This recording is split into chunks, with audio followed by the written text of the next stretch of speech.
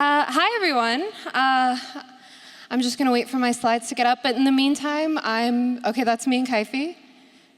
Can I hit it again? Georgia Berg. Okay, that's me as a kid. So I'm Georgia, and for as long as I've known that books are not just like a naturally occurring phenomena, but they're things made by real people with a lot of intention, I've known that I want to be a writer. As a kid, I read stories about, people who went on these faraway lands, these fantastical lands. And yes, it was nice escapism, but I actually think what's cooler and underrated about books is that when you close the book and you go into the real world, it's brighter because your capacity for imagination is richer. And you notice things about other people in the real world that you wouldn't notice if not for fiction. And so as a kid, it was these fantastical lands, but today it's all stories, but especially a lot of poetry. Mary Oliver talking about wild geese taught me about how I could be happy, teaches me about how I can feel comfortable in myself, really, even when I'm not happy. William Blake's poetry taught me about the beauty of the natural world and creation, which is to say that I love fiction because I love life. However, writer is about as practical in ambition as Fairy Princess, and so as I grew up, I'm a very pragmatic person. I went from, writer to let's do editor, something a little bit more practical, and then publisher, and then lawyer, and then professor, and then eventually I said, okay, I'm gonna code. That's the next logical. So anyways, I came to the University of Waterloo. Oh, my slides are messed up. It's all right. I came to the University of Waterloo for CS, and I did that for about 2 years. And then I basically was constantly weighed down by this slow creeping realization that there was something that I was really genuinely, passionately in love with, that I could remember being the highlight of my day when I could sit at the computer and write. And so few people have something like that they feel so strongly about. And I pretty much just gave it away because I was too scared, which made me feel really bad. And so I did what I do whenever I have a big emotion. I wrote about it. This was in Math News. There's an expletive, but hopefully you can read the title and I don't have to say it. But basically I wrote about, I had this thing that I really loved doing and I gave it away, and what am I going to do about it? So what I ended up doing about it was I thought about it for a couple weeks. I asked all my friends, and I called up my mom and I told her I think I need to take writing seriously, which was really scary. Writing for me had become this massively vulnerable lifeline because I had stopped writing for other people to read. And so it was this deep, dark, essential thing that I knew I loved and I knew I would have to share with people. So that decision was not easy because it was impractical, because it meant being vulnerable and just all the other things. But a couple weeks later, I started posting fiction, which was weird and scary. And then in the following weeks, I did things like switch into a joint major to do English, and I signed up for an e-co-op to write. And I basically made all these very scary life decisions. And the thing about scary life decisions that even when you know they're valuable, they still kind of are terrible. This was the case especially with me putting out my writing and getting all sorts of negative feedback, which I needed to hear to get better, and I knew I needed to hear it, but it still sucked. It still really sucks to have something that's, you think you're good at and that you want to do with your life, and you just have to let people say it's bad and point out all the ways that you're not doing it right.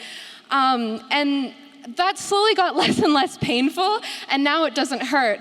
But in the beginning, it really did. And at this point, I have to cut to a moment of sincerity. Shout out to my friends, because I wouldn't have been able to make this transition without them. I have to thank my friends for being okay with me writing about them. I have to thank my friends for just giving me nice things to say, even when it's not technically warranted, and for being a shoulder to cry on for hard things like that. But now that that's all out of the way, in the time since I've started taking writing seriously, I've had the privilege of writing about everything from conspiracy theories to my thoughts on AI to stories about weird made-up parasites and poetry about zoo animals and mental health at the University of Waterloo and pretty much anything I want to. It's such an incredible privilege to be able to take the things that I care about and make them accessible to other people in a form where they can, I don't want to say see things the way I see things, but I guess that's what I like about it. So in the time since, I'll brag a little, and I'll say that I've published a lot to my own blog, which I've kept. I've also done some student journalism, both on serious and fun topics like dressing, but also architecture and different policies. And I also got published in a nationally circulated literary magazine for an editorial thing. So that was really exciting, even though it's just an editorial thing. But this is a lot, and it feels like a lot, but it's also, sometimes it feels so small, right, when you're doing things like this, because it's like no matter how much you do, there will always be someone doing more, working harder, who's more talented. And so I'd like to share something with all of you that I've picked up throughout all of this that I guess helps put things into perspective for me. So earlier I was talking about William Blake. So William Blake, he's an old dead guy from hundreds of years ago, but he's also an incredibly talented poet. His words have touched me and changed the way I think about life, like love, religion, creation, really important things. And despite the fact that he's one of the greatest of his time and he's like personally changed me, his life really sucked.